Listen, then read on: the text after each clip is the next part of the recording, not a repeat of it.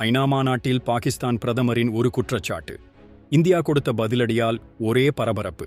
என்ன நடந்தது தெரியுமா? தஜிகிஸ்தானில் நடந்த ஐநா மாநாட்டில் பாகிஸ்தான் பிரதமர் ஷெபாஸ் ஷெரீப் இந்தியா சிந்து நதி நீர் ஒப்பந்தத்தை மீறிவிட்டது என்று குற்றம் சாட்டினார்.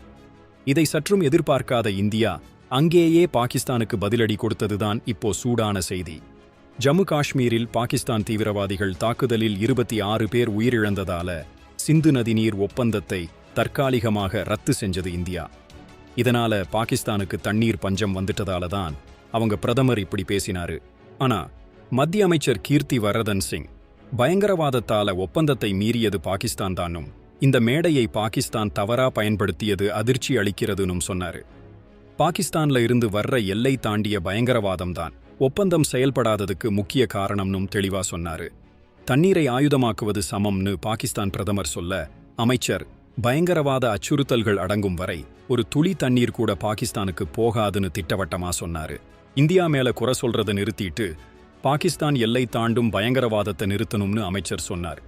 இந்த ஒப்பந்தம் நம்பிக்கையின் அடிப்படையில கையெழுத்தானது. நம்பிக்கை இருந்தா மட்டும்தான் ஒப்பந்தம் தொடரும்னு அவர் சொன்னது மாநாட்டுல பெரிய பரபரப்பை கிளப்பிருச்சு. இதை பத்தி நீங்க என்ன நினைக்கிறீங்க?